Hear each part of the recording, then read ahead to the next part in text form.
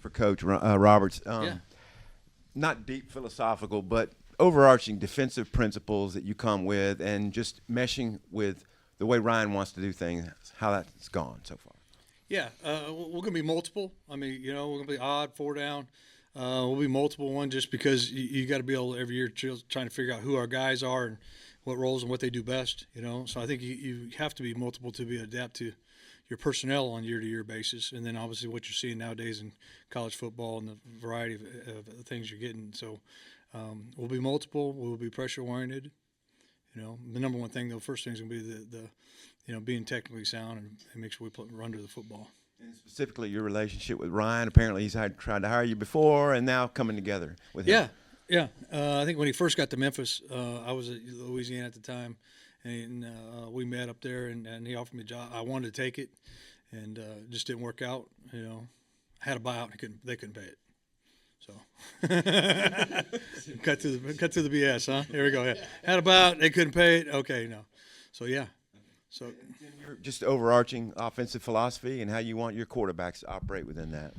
Our offensive philosophy is we're going to be. I like to use some terms, patiently aggressive. We're going to be patient and we're going to be efficiently explosive. Okay, so that is kind of our philosophy on the offensive side of the ball. We got to be great in situational football. We got to be great in third downs. We got to score touchdowns in the red zone. Most important, we got to own the football. We got to hold on to the football. With that type of philosophy. And as far as our quarterback, we put a lot in the system on the quarterback. He has to be able to do a lot. He has to be able to put us in the right situations. I give the quarterback a lot of freedom as far as I use terms like tool belts as to what he can get to in certain situations against certain looks. So we put a lot on the quarterback as far as production, as far as skill set, but most importantly as far as the mental side of the game and making sure that we are in the right play at the right time. Coach Roberts, how big was it to keep Quincy Rhodes for another season? Well, it's huge. Obviously he's an impact player in the SEC. And obviously he's going to be somewhere in the first 2 days of the draft. So those type of players are, good to inherit. Nice to inherit when you walk in the door and you got one. So I'm excited about the work he's been putting in so far, and excited to get on the field and obviously get a chance to coach him. Coach Cramsey, can you talk about the running back room? I know you signed 2 or 3 from the portal. You got the high school player, plus Braylon Russell and a couple other freshmen came back. Can you talk about the running back room? Yeah, we have a good mix in the running back room right now. Some big bodies that can get some tough physical yards, and then we got a couple guys. We brought Sutton Smith over from Memphis. We got some young guys in Baton, young guys in TJ who can play a lot of positions for us. Play a lot of roles for us. So when you really get into the offense, you're coached by a certain human being. So you're coached by the running back coach, but we have the ability to put you in the slot. We have the ability to put you as number one receiver. We have the ability to move you around. And that's a big part of this spring, finding out exactly what guys can do, where we can place them so we can mess with the personnel and mess with the defense coordinator. Coach Lunsford, what are you looking for, I guess, in guys for special teams, and particularly with the return men, anybody that you identified to compete in those spots? Well, first off, our identity on special teams, we want to be disciplined, we want to be tough, and we want to attack. And I think that's the big thing that we've been trying to preach that message to our guys as a whole, because it's going to take our whole team. Obviously, our special teams directly helps the offense and defense, and so we want to do a great job of and it doesn't there's going to be a whole lot of different levels of talent on the football team, but everybody can be disciplined and everybody can be tough and everybody can attack, and so we want to do that. As far as the return game goes, we've got right now, we've been able to watch a few guys and really, one, study their film, but also, two, just see what kind of traits they have and all that. But excited about some of the guys that we've got on the team. A guy that has really stood out is Sutton Smith, being able to do punt returns and kick returns. Hawkins, he's another guy that's coming over from Memphis that shows natural ability at both as well. Batten, I think Batten's a guy, that was here at Arkansas that I think, could be a guy that could really help in both areas of kickoff return and punt return. So excited about those 3 guys.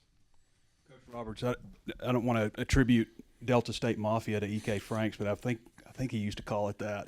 EK used to be here. Yep. But back then you're kind of innovating and coming up with that tight front defense. How have you adapted and changed that as I guess we've seen more gap schemes and stuff? How have you kind of evolved your defense? I think it's every year, Obviously, we try to adapt it every year, really to whatever we're seeing. What's the conference look like? Who the opponents? Who the guys you have to beat? Who the guys that are the best offenses in the conference? And it's really off of that. So we kind of tweak it every year, basically, who we're seeing and what we're playing and what things we're going to have in our toolbox to go compete. And Coach Cramsey, I asked Coach Silverfield about the quarterback battle that's obviously starting now. How do you see that going, that competition, and the end result of getting where you want to be with the QB1? Yeah, a quarterback competition, quarterback controversy, whatever you want to call it, is an all-day, everyday evaluation of who those guys are. What they do in the meeting room, what they do in the classroom, eventually what they do on the spring football field, summertime, what they're doing in our morning workouts. So that competition is going to be going on for a long time. We won't have an answer till middle of fall camp or really maybe as we approach closer to the first game. Because we're going to let those guys have good days. We're going to let them have bad days. We're going to see how they react. We're going to see how they react to certain situations and scrimmages. We'll see if Coach wants to take a jersey off and let him play real football. We'll see how Coach feels about that, because that's when you really find out who your guy is. And we got to know who our guy is prior to going into week one. But don't quote me on that. That's Coach's decision. I was going to say, all right, that's Coach's decision. To me, that's a way you kind of get a feel for who is really going to be able to do it. You get that false sense of security sometimes in a jersey, a different color jersey. When that defensive end comes around the edge, can actually put a shot on you, man, then if you can be cool in the pocket, if you can handle that type of pressure. So that competition is nonstop all day, every day, what they do in the morning, what they do in the meetings that we meet with them, how that goes. It's been great so far. It's a friendly but competitive situation in that room. They're talking to each other, helping each other out. They're communicating with each other. They push each other. So that's kind of what it is. In the end goal is we got to win, bottom line. So the best guy in that room is going to play. The guy who gives us the best opportunities, the guy who's going to play, and that decision is going to be made over a lot of spring, summer, and fall camp practices. Ron, Jamonte Waller's a guy that haven't seen the field a whole lot at Auburn, dealt with some injuries, but it seems like he fits your scheme really well. What do you like about him, and what have you seen out of him? Some winter workouts. Yeah, I'll say in the winter workouts, he's done a tremendous effort doing that. He's showed some leadership skills, obviously going through the off-season program. I go back, obviously he hadn't played a whole lot, so we go back to the days when we recruited him out of high school, and he was a very active, edge player. Had a knack for rushing the quarterback, played with tremendous motor and things, and we've talked also about, that's what we got to get back to. We need to see that on the field. And for Tim, you brought, several of your offensive players from Memphis over. Does that help with the kind of offensive install and that sort of thing? I mean, yeah, it does a little bit. You have a couple guys who already know the system, who already knows what the words are in the system. It helps me a little bit because a couple guys I already know their skills, so I know what they can do. To me, that's going to be the biggest thing this spring. Yeah, it's a developmental spring. Yeah, it's an install spring as always. Okay, but this is also a big fact finding. I can probably speak for these guys as it is. It's a fact finding spring as to what our guys can do and what who can do what. And we talked about the quarterback controversy, but really everybody's going in with a blank slate. Everybody's going in with a opportunity to play, an opportunity, whatever happened to them at Arkansas last year, whatever happened to them at the other places they've been at. It's a blank slate. It's erased. Day one of practice, we'll find out who's who and what they can do and what we can do with them. And that's kind of where the scheme comes in. We have a certain scheme we like in the offense, but that scheme is dependent upon what we can do. I always say I don't expect my players to match my scheme. I expect my scheme to match my players, and once we find out what they can do, then that's who we're going to be. Tim, obviously a lot of the focus at the quarterback spot has been AJ and KJ, but you also brought in Braden Fuller, a guy that's played a lot at the Division II level. Just when you look at a guy like that, as you're trying to figure out if you want to bring him in, what does he do that thinks you could translate to the SEC level? Yeah, I'm anxious to see him go live not live, excuse me. I'm anxious to see him go in spring ball. I'm anxious to see him do it because we brought him in because we had a need in that room. We are very talented in the young quarterback room, and I hate that term because young quarterback is an excuse to make a mistake, and we can't afford to make mistakes at that spot.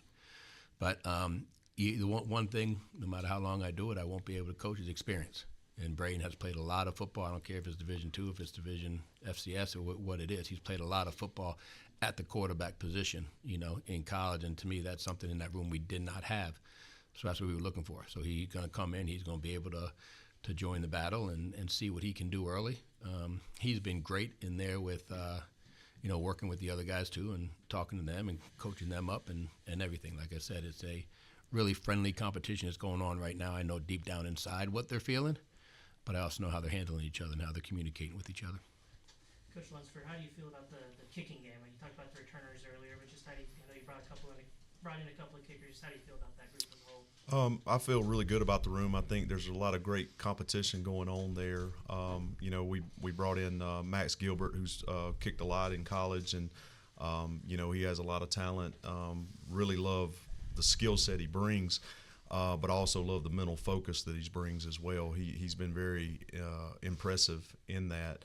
And then at the snapper situation, because obviously we lost a senior snapper from last year from here, and then the senior punter. The snapping situation, Adam Johnston coming in from Sacramento State, I think he has a chance to be really, really good. He has a lot of speed on the ball, and he has a lot of those skill sets that you look for in a long snapper to really make your operation great. So excited about him, and I know there's a big competition with him and Max Smidley as well. And then being able to bring in like a Braden McAllister, who has hit some long field goals in his career, but mainly has been a kickoff guy. It changes the game when you get a guy that can kick it through the back of the end zone on kickoff. So that's been really good for us as well. So I like the room. I think there's a lot of competition in the room, and obviously when there's competition, that makes you better. This is for Coach Cramsey. Just we spent a lot of time today on the quarterback battle, but having Clint Trickett on the staff, just what's your excitement with having him alongside you, to walk through that? Yeah, I have history with him. He's done a great job. He's played the position, and to me that's always the biggest thing when you talk to coaches. Have they played? Have they stood there in that pocket? Have they felt what those kids have felt? It's no different than Marcus Johnson playing offensive line. He can coach those guys better than, I don't care how long I study offensive line play. I will never be able to coach as well as Marcus Johnson because he's done it. He's been there. He's played that position. So when you look for coaches across the board, you look for guys who have played that position, who can communicate with kids and can maximize their skill set and get the best out of them. And there's a lot of guys on staff who can do that for us. Last one I'll ask you is just Coach Silverfield, when he was introduced, said that Arkansas had obviously some turnover problems in like turning the ball over. He said it has to be implemented, immediately. This mentality that maybe that translates over to turnovers and late in games. How have you seen maybe the mentality with some guys change, the returners, since you all have been here? Yeah, well, I'm going to tell you right now, you're holding that microphone kind of loose. You might want to hold on that microphone a little bit harder. I'm gonna knock it out. That's our philosophy. It's a lifestyle. It's not something you do every now and then. It's not something you pick up. It's not something you try out. When you're walking, I know it's a coach's statement. When you're walking with a book, you hold on to that son of a gun tight. When you have a football in your hands, we haven't had a lot of opportunities to do it with rules, but they're holding it the right way. We teach them how to hold it. We teach the offensive linemen how to hold the ball. We've had a 15, 20-minute meeting on ball security and when we can reach the ball out to score, when we cannot.